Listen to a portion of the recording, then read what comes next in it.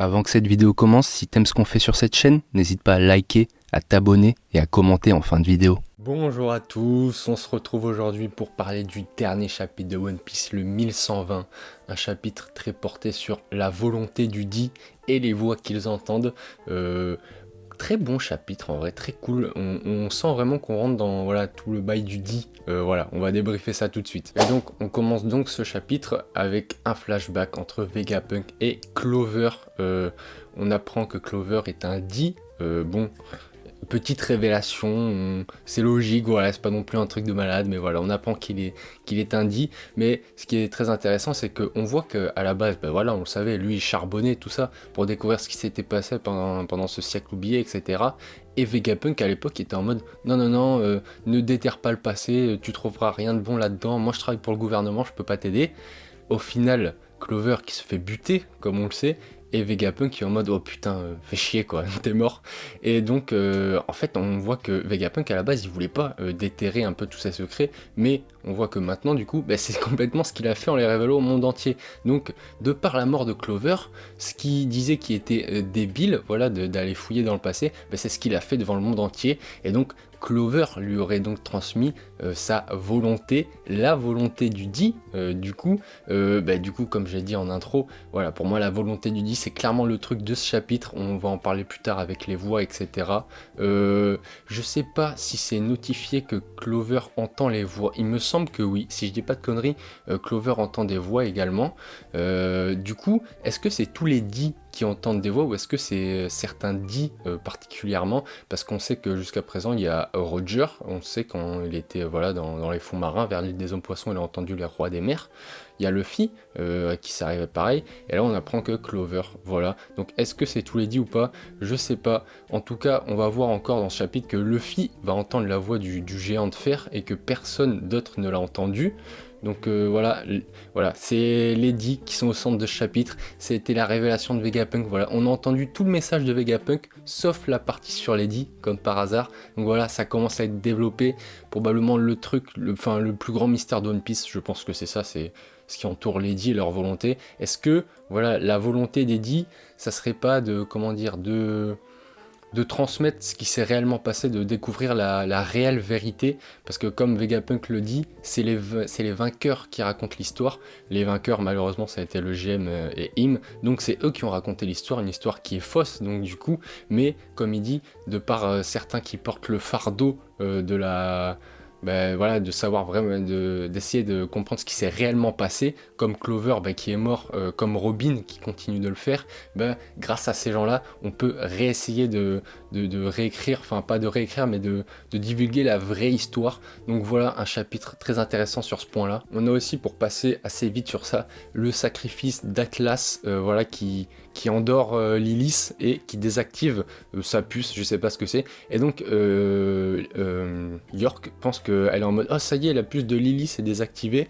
On sait que Lilith a été la première Stella à rencontrer les Mugi, et apparemment ce sera la dernière, dans le sens où apparemment elle repartira avec eux parce qu'elle est sur le Sony, et ce sera peut-être le dernier Stella, en mode tout le monde pense qu'elle est morte du coup, mais en fait non. Bon, d'un autre côté, il y a, comment s'appelle-t-il, Vénus, qui est sur les lieux et qui a vu faire Atlas, donc cette hypothèse c'est un peu de la merde du coup, mais est-ce que Lilith va se barrer avec les Mugi tout en... alors que York pense qu'elle est morte, et on pense Lilith hors service, alors que pas du tout, j'en sais rien. Mais Atlas qui se sacrifie pour que les Mugi puissent partir, personnellement ça me... Bon, ça m'a rien fait, je vais pas mytho, juste la petite phrase, quand Vénus lui dit alors tu te sacrifies, et elle dit non, je rends service, on peut le voir un peu en mode, c'est une machine, elle a été créée, pour ça, quelque part, c'est un peu triste, mais au final, ça me fait pas grand effet, ce sacrifice de Atlas, pour être honnête. Et donc, pour revenir sur une des parties les plus intéressantes du chapitre, pour moi, c'est quand Luffy discute avec le géant de fer. Alors là, il y a encore un problème, mais on va en parler. Luffy qui discute, alors déjà on l'a dit, il n'y a que Luffy qui entend la voix du géant de fer. Le géant de fer, c'était un mec qui était là il y a 900 ans, on peut dire que c'est une voix du passé. Du coup, techniquement, il est là, il est présentement là, vous voyez, physiquement, il est là, mais sa voix, elle est du passé parce qu'il ne parle pas vraiment. Vous voyez, on le voit pas articuler ses lèvres ou sa bouche, vous voyez, c'est un peu des pensées qu'il envoie. Et donc, il y a que Luffy qui l'entend, comme il y a Clover entendait les voix du passé. Il y a que Lady qui pourrait potentiellement entendre les voix du passé, et donc il y a que Luffy qui l'entend parce que quand les géants lui demandent alors il est de notre côté et tout, il a dit je sais pas, il vient de me dire qu'il venait aider un certain Joe Boy, donc voilà, on va en parler. Luffy qui ne capte toujours pas. Quand le robot lui parle, dit oh Joe Boy t'es là, il se tourne en mode putain tu parles de qui? Là encore une fois, est-ce que Luffy va l'apprendre? Parce que là plus ça va et plus on dirait qu'on se dirige vers un truc où Luffy ne saura jamais, ne comprendra jamais, il restera con jusqu'à la fin du manga. Alors peut-être que c'est la voie qu'Oda va prendre et peut-être qu'au final ça passera, j'en sais rien. Là voilà, c'est vrai que bon, c'est dommage. Après, c'est vrai que c'est chiant parce que Luffy, voilà, c'est le truc du shonen typique, tu vois. Mais en mode, il est con, il est insouciant, et quand ça merde vraiment, là, il est sérieux. Alors, est-ce qu'à un moment, ça va vraiment merder et Luffy va se rendre compte de toutes les responsabilités qu'il a vis-à-vis du monde, en fait, parce que c'est Joe Boy, voilà, le guerrier libérateur, tout ça. Ou est-ce que Oda va garder cette ligne qu'il aime beaucoup en mode, le One Piece, c'est drôle, c'est l'insouciance, et voilà, Luffy, c'est un petit mec comme ça qui va sauver le monde sans trop s'en rendre compte. Je sais pas quelle ligne Oda prendra. Pour l'instant, ça se dirige vers ça, vers l'humour, et il s'en fout. Parce que clairement, c'est ce qui se passe. Mais bref, on verra bien pour ce truc-là. Et donc, il n'y a que Luffy qui entend cette voix. On verra plus tard à la fin du chapitre que ça parle de Roger et tout, des voix qu'il a entendues. Mais pour l'heure, je remarque juste que Bonnie est redevenu enfant. Donc, sa transformation Gear 5, qu'est-ce que c'était que ce truc au final? Parce que, certes, il y a la symbolique que pas mal de gens ont vu qui est logique. Elle s'est transformée en guerrier libératrice et que voilà c'est la liberté tout ça devant son père qui était lui un esclave, donc la symbolique elle est pas mal, tu vois, Kuma qui voit sa fille s'affranchir un peu toute cette merde, c'est cool, mais est-ce qu'on n'aurait pas pu nous montrer cette symbolique que par autre chose que la faire se transformer en la forme la plus iconique et la plus celle qui a le plus de sens de tout le manga à l'heure actuelle? Je pense qu'il y avait moyen. Alors cette forme de Bonnie, est-ce que c'était juste pour ça? Et au final, c'est mal utilisé en vrai, c'est mal fait. Ou alors, est-ce que c'est pour un autre truc? J'avais dit dans une ancienne review que je savais pas, je comprenais pas et que j'attendais qu'Oda nous file une explication. Pour l'instant, on a que dalle et je sais pas si on aura une explication. Parce que si c'est juste cette symbolique, il y avait clairement d'autres moyens de faire passer cette symbolique que par le fait qu'elle prenne la forme du truc le plus, plus emblématique et le plus lourd de sens du manga à l'heure actuelle, je pense. Mais voilà, quelque part, c'est un peu un pétard mouillé parce qu'elle s'est transformée et puis elle a même pas combattu et direct là elle redevient enfant et elle est probablement hors service pour un moment parce que comme on le voit, il y a Saturne qui arrive et il est en mode je vous laisserai pas vous échapper. Ouais, d'accord, mais est-ce que Bonnie va se battre? Ça a pas l'air. Kuma, on dirait, il est cané, enfin, il est HS là, il peut plus bouger. Donc voilà, à quoi ça a servi ce truc, je sais pas. Ça se trouve dans les prochains chapitres, on aura un truc, mais j'en doute fort parce que quand je vois la gueule de Bonnie avec Saturne qui arrive, elle est en mode enfant, on dirait qu'elle elle a utilisé tous ses pouvoirs juste pour se transformer. Donc bref, un peu inutile, je vais le dire, ce truc actuellement. Peut-être que Oda va me faire fermer ma bouche, hein, on verra bien. Bon, et donc, le géant de fer qui se tape contre les 5 doyens, il est en mode putain Joe Boy, je suis vachement content de me battre pour toi comme à l'ancienne, je suis heureux de me battre pour toi, de te défendre, tes ennemis sont mes ennemis, il leur dit même en mode partez devant, je m'occupe d'eux, et Luffy qui capte toujours rien comme on l'a dit, mais surtout il essaye de se défendre, et un truc dont je me posais la question, c'était en mode mais attends, le robot de fer, on nous dit qu'il y a 200 ans il s'est déchaîné sur Marie-Joise, à l'ancienne il se tapait pour Joe Boy, ça doit être un monstre, mais on voit qu'il se fait encore fumer.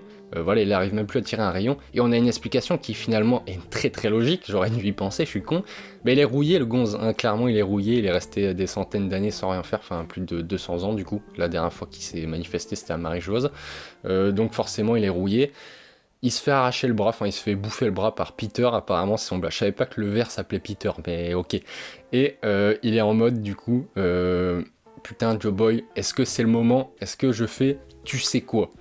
qu'est-ce qu'il nous prépare? Est-ce que une énorme dinguerie arrive? Putain, ça serait bien. Ça serait bien que là, il y a un énorme... Bon, je dis ça en mode on n'a pas eu de dinguerie les 10 derniers chapitres, mais je sais pas, un big event, mais vraiment un truc de malade, je sais pas, qui retourne le monde, genre en mode, il se passe ça, tu vois, et le monde après est plus pareil, genre, je sais pas quoi. Il bute les 5 doigts, bon, il fera pas ça, mais je sais pas, qu'il fasse un truc et que le monde de One Piece, du coup, vraiment l'environnement soit impacté, que ce soit peut-être au niveau de la mer, je sais pas, j'aimerais bien qu'il se passe un énorme truc avec ce géant de fer. Donc voilà, on a la fin du chapitre où Vegapunk expose sa théorie en mode le roi des pirates, Gold D. Roger, a fait le tour du monde et il est arrivé à Loftel où il a entendu les voix du passé de la source la plus pure, il nous dit. Donc qu'est-ce que ça veut dire cette source la plus pure? Est-ce qu'il y a un bail, ça par contre c'est un truc que j'avais vu passer, un bail de temporalité?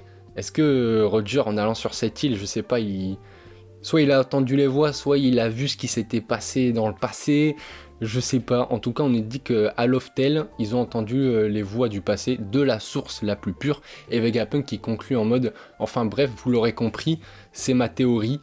Forcément, on peut pas la comprendre parce qu'il nous manque la partie la plus importante, la partie du dit, mais voilà. Donc, est-ce que Roger, il entendait les voix? Est-ce que quand ils sont allés sur Loftel, il y a que lui qui a entendu les voix, il y a tout son équipage? Parce que son équipage a ri. Donc, ou alors c'est lui qui leur a fait la transmission, ça serait un peu nul, mais je sais pas. Ou alors quand t'es sur Loftel, en fait, que tu sois un dit ou pas, t'entends, je sais pas. J'avoue que c'est flou, mais voilà, pour moi c'est le cœur de ce chapitre, la volonté du dit et les dits du coup qui entendent les voix du passé. Donc voilà les gars, je crois que j'ai fait le tour de ce chapitre. Bon chapitre, très très hâte la suite pour voir ce que le robot va sortir, parce que voilà, il est l'heure de tu sais quoi. Est-ce que c'est l'heure de tu sais quoi? Je sais pas, du Futulu peut-être, voilà, dédicace, mon collègue l'aura sûrement, j'espère que vous aussi, mais voilà, voilà, c'est ma plus grande question du chapitre, la volonté du dit, qu'est-ce que c'est réellement? Est-ce que c'est voilà, le fait de vouloir transmettre ce qui s'est réellement passé? On voit que Clover c'est par un peu la recherche et tout, on voit que Luffy c'est un peu par la bagarre, tu vois, je sais pas. Est-ce que tous les dits entendent des voix? Qu'est-ce qui se passe sur Loftel? Mais oui, j'allais oublier aussi, du coup le monde apprend que le vrai blaze de Gold Roger, c'était pas Gold Roger, du coup c'était Gold D. Roger. On voit d'ailleurs les mecs qui sont dans la cellule, je sais pas si c'est pas Odie Jones, je dis peut-être une connerie, mais voilà. En tout cas, le monde qui apprend ça, donc... Voilà, je crois que ça y est, là j'ai fait le tour du chapitre, j'ai tout dit, voilà, la volonté du dit, les voix, est-ce qu'il y a que les dits qui les entendent, machin, tout ça, vous l'aurez compris, bon chapitre, j'ai bien aimé, pas le chapitre du siècle, enfin, il est très cool, mais en fait c'est ça le problème, c'est que Oda nous a tellement habitués à de la qualité, que maintenant quand on a un chapitre seulement bon, on est en mode... Alors que non, enfin, le mec nous a tellement habitués au high level que voilà. Mais moi je suis content, j'ai très hâte de voir la suite. Surtout pour ce truc que le robot parle, en mode est-ce que c'est l'heure? J'espère que ce sera un bon truc. Si c'est un pétard mouillé, je serai un peu déçu, hein, n'est-ce pas Bonnie? Allez, bref. Mais voilà les amis, j'ai fait le tour. Cette intro était beaucoup trop longue, mais c'est pas grave. Voilà, j'ai bien aimé faire cette review. Dites-moi dans les coms ce que vous en avez pensé de ce chapitre. J'ai vu que pas mal de gens commençaient à être déçus un peu de ce que faisait Oda. Dites-moi ça en com, ça m'intéresse vraiment. Et sur ce, je vous souhaite une bonne journée, soirée, car je ne sais pas quand est-ce que vous regardez cette vidéo. Salut les mecs!